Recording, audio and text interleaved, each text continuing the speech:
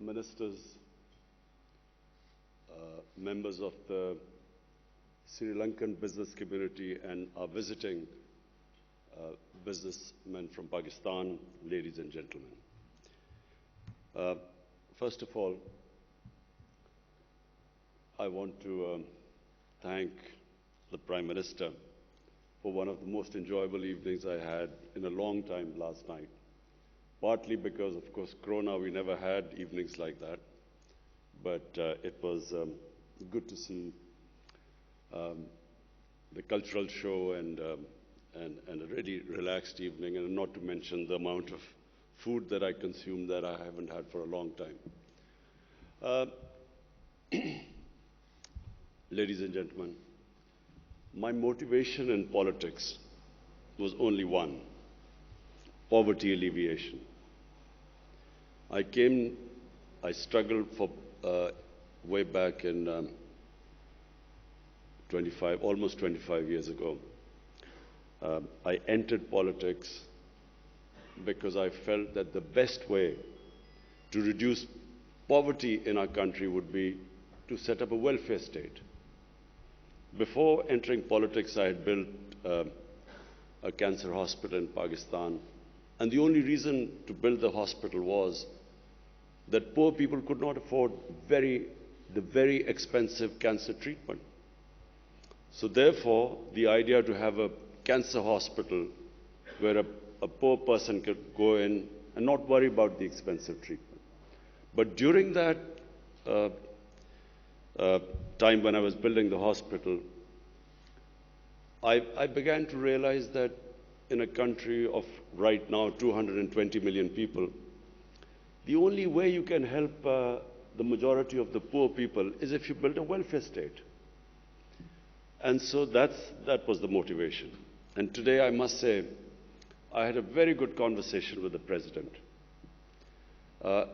because I realized that he also was motivated by poverty alleviation. And so the current problem in Pakistan which we face is food inflation. And so we were discussing how to bring down the prices of food items. And so we came up, he told me how he went to China, and he actually visited various farms from where he discovered that how the Chinese how they had reduced the gap between the wholesale and the retail. So previously, and in our country right now, what the farmers produce and what that produce is sold in the retail shops, there's a huge gap. And so the Chinese reduced that gap through technology. And so I must say, I thank the President, because I'm immediately going to go back and bring in technology to reduce this gap. The other way we can reduce poverty is through investment, is through promoting profitability, business. And so that's my second emphasis right now. We have completely changed our policies in Pakistan, which have sadly been there for almost 40 years, where the mindset was against profitability and obviously against businesses. The whole government structure, the bureaucratic structure, evolved such that it was an impediment in the way of investment and the business community. So this whole mindset we have been trying to change in the last 2 years, and removing all the impediments, which translates into the expression ease of doing business. And we have really improved 28 spots. We've come down. Our ease of doing business has improved according to the World Bank. And so the whole idea is that we generate wealth, and from that wealth we can then spend on the bottom half of our population and lift them up from poverty, which is actually what China did. And China, I must say, one thing I admire about them is that no country in human history has ever taken out almost 700 million people out of poverty in 30 to 35 years. It's never been done before. And so this is something which, your president and I had a long conversation. And of course, I've been emphasizing since we've come into power.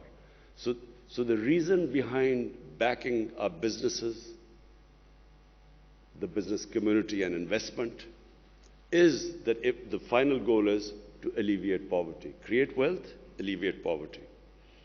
The third thing you need to create wealth in any country is stability, is political stability, is having good relationship with your neighbors.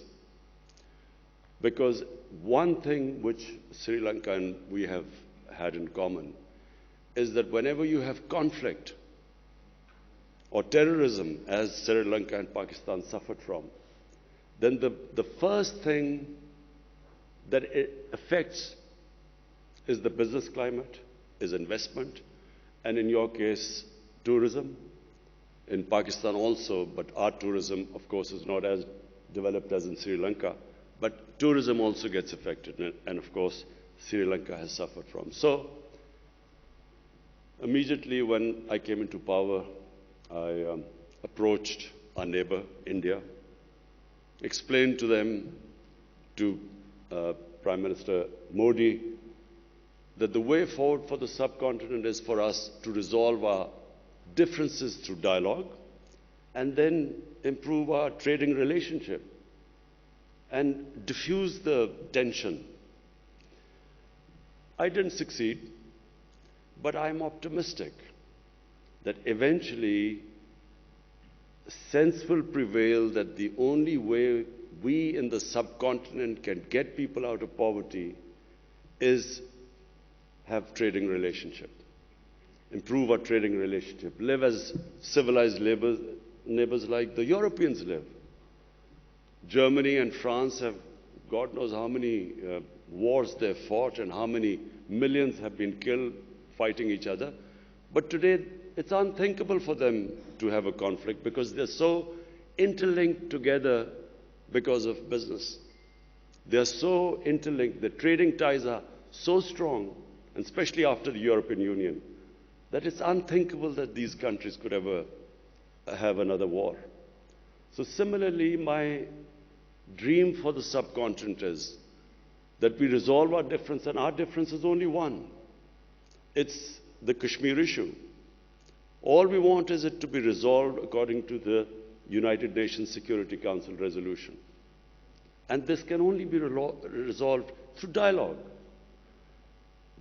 What we've seen in the world in the last 20, 30 years, that when you have conflict between nations, it only breeds more conflicts. A nation goes into war to supposedly to solve one problem, they create 5 other problems after that. You have a war and the US goes into Iraq to finish off supposedly Al-Qaeda, but then you have ISIS in return. So conflicts are no way of solving problems. And I again